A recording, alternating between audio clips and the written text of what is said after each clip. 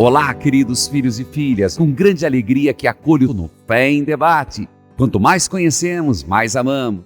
Povo amado de Deus. E hoje, claro, a sua pergunta é sempre bem-vinda. Muitos e-mails apocalípticos, eu recebi alguns, sobre o terceiro segredo de Fátima.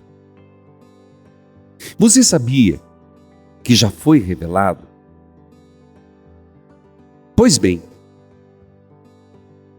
antes de ir propriamente dito na mensagem, eu creio ser importante clarear duas coisas.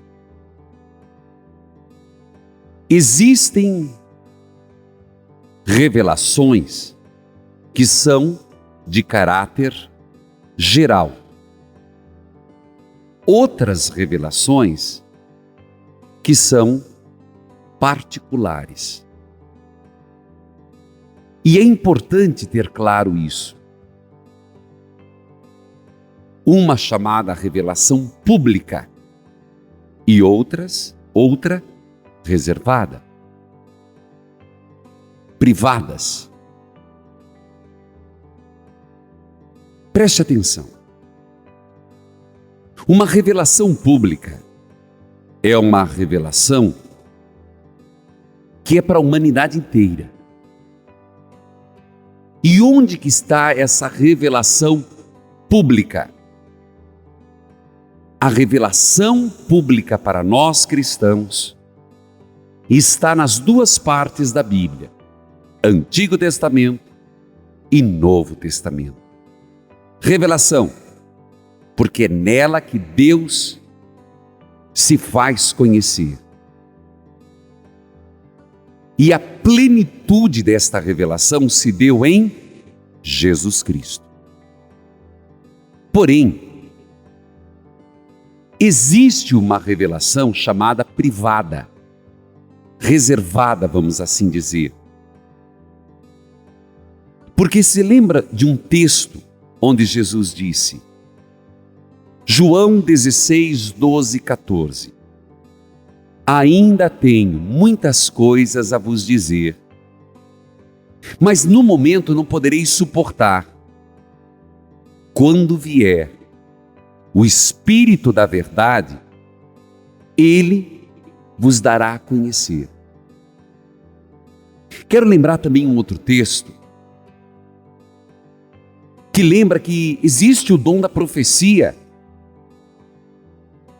e não podemos desacreditar nos dons, este dom da profecia, que tem por objetivo revelar não algo diferente, mas algo que foi esquecido. Eu quero lembrar que São Paulo, lá na carta aos Tessalonicenses, disse: não extingais o espírito, não desprezeis as profecias, examinai tudo e fique com o que for bom. A profecia é um carisma. Eu sei que você está curioso, mas é que eu acho que o fundamento teológico é importante. Então, existem as aparições. Padre, o senhor acredita em aparições de Nossa Senhora? Claro, acredito. O senhor acredita em essas revelações? Sim, porém, temos que ter clareza. Primeiro, existe aparições e aparições. Para que uma aparição tenha valor, ela tem que ter conteúdo, o conteúdo tem que ser examinado. Primeiro, não pode ir contra a revelação de Jesus Cristo. Segundo critério, e aqui me valho do que é da igreja, o segundo critério é que venha esclarecer algum ponto que tenha sido esquecido. E terceiro, tem que ter o reconhecimento da igreja. Padre, sua bênção. Deus abençoe, querida. Padre, a minha pergunta eu sei que o senhor está falando de Santa Rita, né? Não, estou falando de Nossa Senhora de Fátima. Nossa Senhora de Fátima, desculpa. É que eu estou muito emocionada, eu nunca consigo falar com o senhor. Hoje era seu dia. Isso. É que eu sou contra, padre, esse tipo de pôr silicone, fazer tatuagem, porque eu sei que isso aí não é de Deus, né? E a minha filha fez. Eu cuidei da filha dela para ela fazer isso. Eu tô pecando, padre? Vamos, magnada danada, hein? Vamos lá. Você fez uma afirmação. A tua afirmação é que tatuagem não é de Deus e que colocar silicone não é de Deus. Quem te disse isso? Não, é assim, sabe? Porque eu acho que a gente é imagem e semelhança de Deus, né? Se a gente amamenta, tem um filho, e a gente fica assim com seios assim diferentes, é porque tudo é por Deus. Então eu acho que assim, Deus, a gente não precisa colocar isso, porque o corpo, na verdade, o que Deus quer da gente é o nosso espírito, tudo de bom que a gente faz, não é a matéria. É isso que eu entendo. Tá, filha. Então nós estamos partindo. Você está afirmando isso, mas vamos devagar. Sobre tatuagem, que a princípio, e eu sei, eu fui muito criticado por isso, mas continuo a dizer, a tatuagem em si não é um pecado. Não é pecado. Não. A questão é, por que faço? Segundo, o que faço? E terceiro, com que motivação? Compreendeu? Entendi, padre. Segundo, você disse, mexer no corpo é pecado. E eu não afirmaria com tanta certeza. Por quê?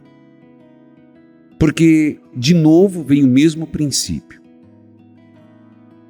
A pessoa está fazendo isso com que motivação? Se a pessoa é uma pessoa excêntrica, ficcionada na beleza, no fisiculturismo, se o corpo é tudo para ela e se tornou um deus, endeusamento do corpo, então, sem dúvida, é um erro. Porém, você mesmo afirmou, se o nosso corpo é templo do Espírito Santo, cuidar bem do corpo, ter saúde, cuidar da pele, isso em si não é um mal. É um mal quando a vaidade se torna extremada. Mas cuidar do corpo, usar da medicina, da ciência para cuidar do corpo, não é um pecado. Você percebe aí é o equilíbrio. É por que faço.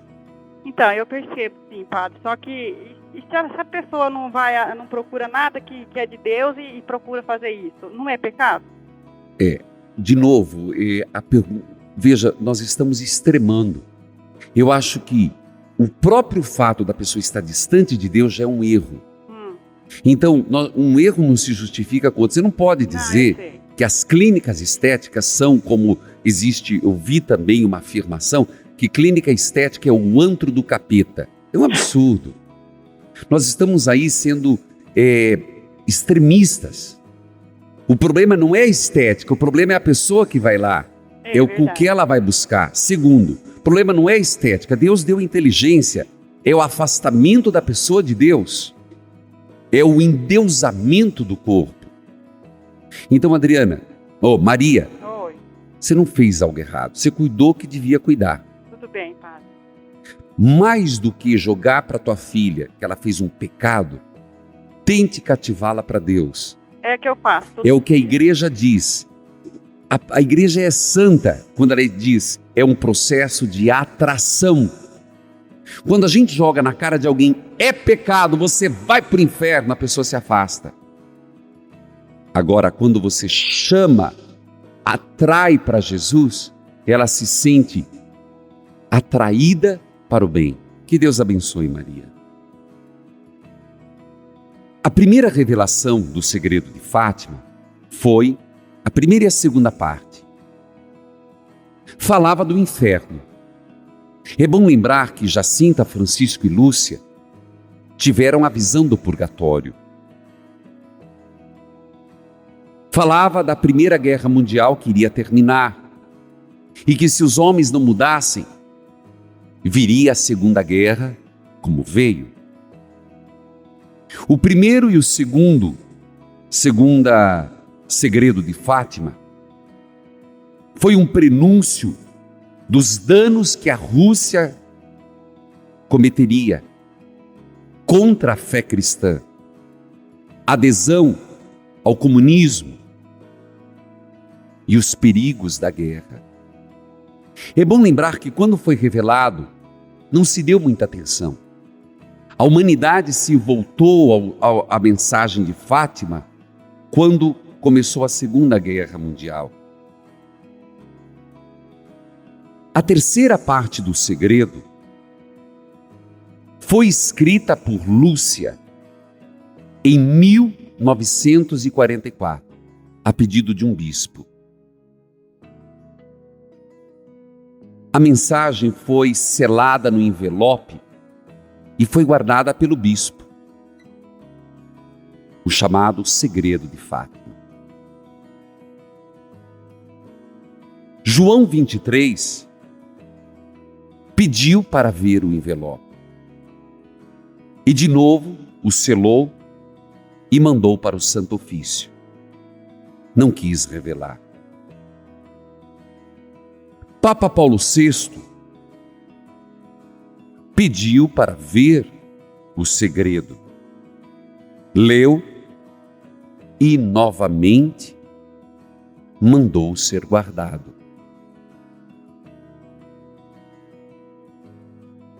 João Paulo II pediu pela terceira vez o envelope.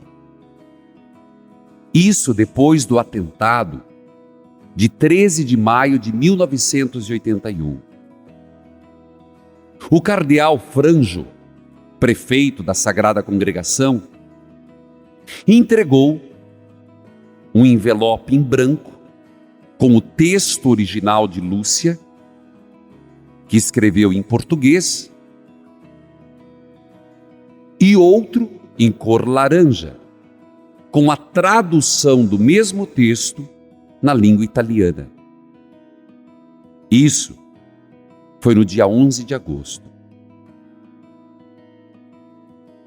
O Papa João Paulo II não revelou imediatamente o conteúdo, mas imediatamente fez um ato de consagração do mundo ao Imaculado Coração de Maria. Deixa eu atender Adriana e Adriano e depois eu quero continuar, por amor de Deus. Pai, Deus abençoe. sua bênção. De onde você fala? De Fortaleza. Pois não, querida. Padre, eu tô vendo o seu tema e eu ontem conversando com a senhora e ela me falando que se alguma coisa tem a ver, porque a gente nordestino nunca vimos tanta enchente como a gente está tendo agora. Então, se isso tem alguma coisa a ver com essa história do segredo de Fátima. Por quê? Por conta de quê? Que eu acho que eu estou fazendo essa pergunta para o senhor. Porque todos falam assim, o povo não crê, tá aí o apocalipse acontecendo, todo mundo morrendo afogado. Isso tem alguma coisa a ver, padre? Posso te responder depois? Pode. Eu gosto muito do Padre Cícero. Tanto que esse ano eu fiz questão de ir a Juazeiro do Norte. Afinal, não é Juazeiro, eu vou acabar indo a Crato. Mas você lembra que o Padre Cícero dizia? O sertão... Você lembra dessa história? Lembro sim. Eu lembro que minha avó falava muito isso. E a gente, hoje, eu fico prestando atenção, observando tudo que acontece no mundo. Porque a gente vê acontecendo muita coisa. E realmente isso tem a ver com as coisas, junta uma coisa com a outra. Claro que tem. Tem sim, Adriana. Tem sim. Mas deixa eu responder até o final, tá bom? Obrigado por ter participado. Um abraço a Fortaleza. A todo esse povo que me acompanha pela Dom Bosco. Adriano, Deus abençoe. De onde você fala, filho? Falo de Itabira, Minas Gerais. Tá. Padre, é o seguinte, a questão da tatuagem, eu gostaria de só ressaltar um pedacinho que eu trabalho com jovens, tenho um ministério, inclusive peço ao Senhor para dar uma bênção no Ministério Santíssima Trindade, Tá. e aqui de Itabira, e gostaria de dizer para o senhor o seguinte, porque eu estou vendo aqui no capítulo 19 de Levítico, 28, Eu imaginei que você ia nele. né? Está escrito aqui, não façais incisões nem tatuagem no seu corpo, né? Isso. Então, eu queria ver com você isso, porque a gente trabalha muito com jovens. Muito E você fala que não é para fazer tatuagem. Isso. E de repente o padre estragou todo o teu trabalho dizendo que não é pecado. Não é que estragou, não. Eu entendo, Adriano. É porque senão fica contraditório. Não é não se faz, não é contraditório. E eu digo para os jovens, o que eu disse é o seguinte. Pena que eu não queria ter respondido essa pergunta. Sabe por quê, Adriano? Quando me faz essa pergunta no meio de um assunto. Por quê? Porque aí eu tenho que parar o assunto e ir para o outro. E eu preciso, você vê, respostas curtas, sem fundamentação, causam uma má compreensão. Então, eu vou responder, já que puxou o assunto. Vamos lá, sobre tatuagem. De fato, Levítico diz... Me ajude ali a equipe, Adriano pode ficar. Depois eu não vou atender mais telefonema para usar os 2 últimos blocos e responder o terceiro segredo de Fátima. O Adriano coloca uma realidade. Porém, o que eu percebo é o seguinte. Vou começar indo na ferida. Os coptas, que é uma religião egípcia, cristã católica, você sabe que no aerogrifo há um círculo com uma cruz. E eles adotaram essa chave da vida como símbolo do cristianismo. E eles fazem isso no pulso. Os cristãos. Escutou?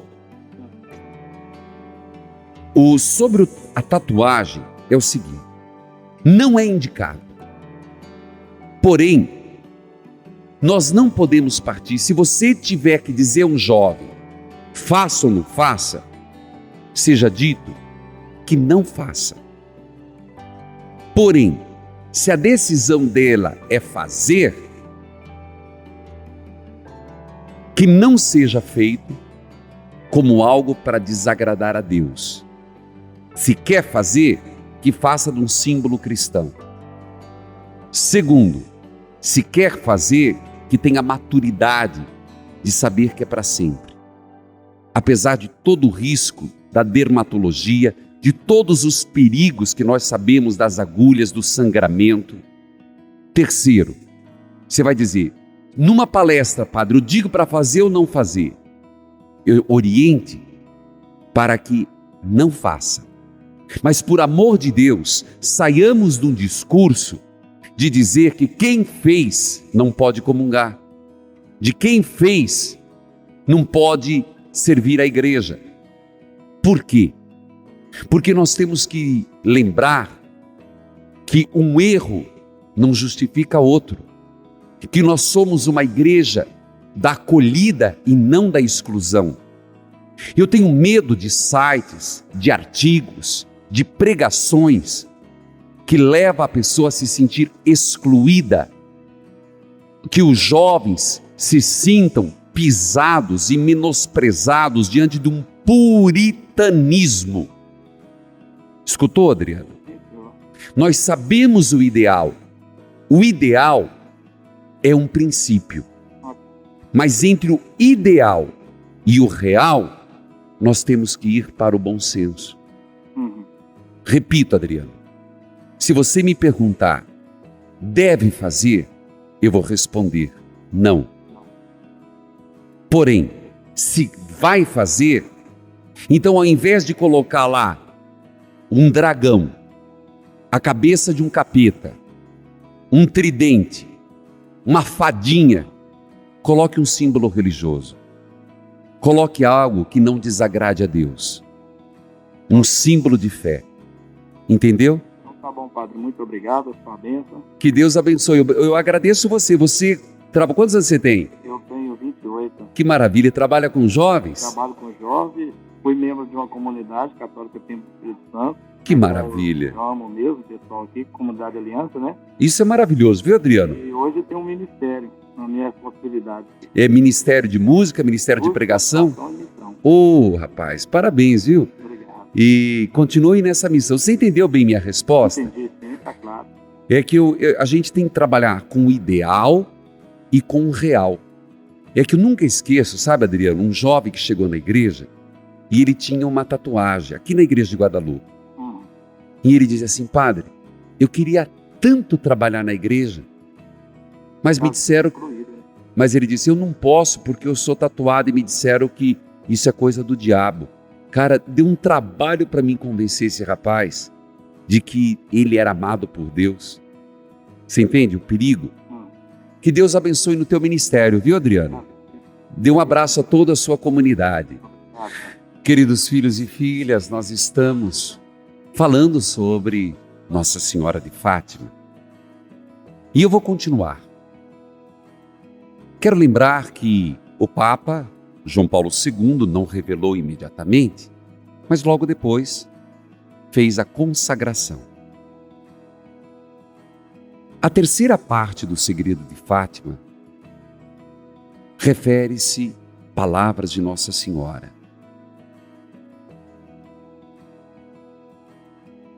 E o Papa revela de uma vez por toda, encerrando um pedaço da história, que foi marcado por trágicas leviandades humanas. O segredo de Fátima, a terceira parte, fala com muita clareza, não de fatos apocalípticos, como diz o cardeal Soldano, como diz o Papa, na sua interpretação. É mais dos fatos já acontecidos do que os que virão. Diz o texto de Santa Lúcia, irmã Lúcia, ainda não santa. Vou ser fiel ao texto. Depois das duas partes que expus, eu vi com os três um anjo com uma espada de fogo na mão esquerda, que saíam chamas que podiam incendiar o mundo. Mas estas chamas, continua Lúcia, na visão, se apagavam ao contato com o brilho da mão direita que saía da mão de Nossa Senhora. O anjo, com a mão direita para a terra, dizia em voz forte: penitência, penitência, penitência. E vimos uma luz imensa, algo semelhante como se vê em pessoas no espelho, quando lhe passam por diante. Na visão, nós tínhamos um bispo vestido de branco. Tivemos o pressentimento que era o Santo Padre. Vários bispos, sacerdotes, religiosos, religiosas, subiam uma alta montanha. Continua Lúcia. É o terceiro segredo de Fátima, gente. No cimo da montanha estava uma grande cruz, com troncos toscos. O Santo Padre, quando caminhava para o alto da montanha, atravessou uma cidade em ruínas. Estava trêmulo com o andar vacilante, acabrunhado pela dor, ia orando pelas almas dos cadáveres. Chegado ao cimo do monte, prostrava-se de joelhos na grande cruz. E o Santo Padre foi morto por um grupo de soldados, com vários tiros. E assim, outros sacerdotes, religiosos e religiosas, e várias pessoas. Sob os dois braços da cruz, continua Lúcia revelando o terceiro segredo. Estavam 2 anjos, de cada lado com um regador de cristal na mão. Nesse regador caía o sangue dos mártires. E os 2 anjos regavam as almas com o sangue dos mártires que se aproximavam de Deus. Esta é a revelação traduzida do português, que é a língua mãe de Lúcia, lembremos que Fátima é Portugal, traduzida para o italiano, que o Papa João Paulo II permitiu que fosse publicado. Quero lembrar que muitas pessoas fizeram várias interpretações sobre isso. Mas a própria igreja já se pronunciou. Aquele anjo com a espada de fogo e o Papa no seu atentado, tanto que foi desejo do Papa João Paulo II dar a bala para ser levada a Fátima, porque ele mesmo disse que foi Nossa Senhora que guiou o trajeto da bala. E não sei se você sabe, os bispos de Fátima, de Portugal, receberam a bala do Papa e cravaram na coroa de Nossa Senhora de Fátima. Porém, essa espada de fogo que fala o texto, a revelação, é a bomba atômica. Quer espada de fogo mais poderosa para dizimar cidades e levar civilizações a ruínas?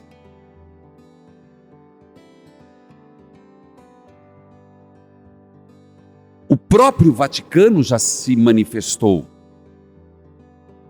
Não queiram ver no segredo, no terceiro de Fátima, coisas apocalípticas. Porque uma revelação, uma profecia, não é perscrutar o futuro, não é dar curiosidade sobre o futuro. A igreja, a religião, não é para satisfazer a curiosidade ou para alimentar o bolso de tantas pessoas que fazem filmes, livros. Lembra Código da Vinci? Anjos e Demônios, recentemente? Eu até duvido que o Papa, o Vaticano tenha se pronunciado para não assistir. É mentira. Eles fazem isso num propósito da Ibope. A igreja silencia, mas agora uma mídia que diz o Vaticano se pronunciou, os curiosos vão. Percebe que é um jogo de marketing. Eu estou sendo aqui fiel aos textos que o Vaticano, eu tirei isso que eu estou falando sobre Fátima, do documento, do site do Vaticano. Sem dúvida. Paremos com esses e-mails. Isso, ninguém volta pelo medo e ninguém tem que voltar a Deus pelo medo. Temos que voltar a Deus por amor. Filhos queridos, eu li o texto, mas você vai dizer, padre, eu fiquei decepcionado. Eu achei que era uma coisa assustadora. Mas não é assustador você saber que no alto da cruz no alto da montanha tem uma cruz, mas que para chegar lá nós iremos ver ruínas. Estamos vendo a ruína. Alguém me perguntava de Fortaleza: padre, essas enchentes têm a ver com Fátima? Tem. O anjo não gritou 3 vezes? Não gritava forte? Penitência, penitência, penitência.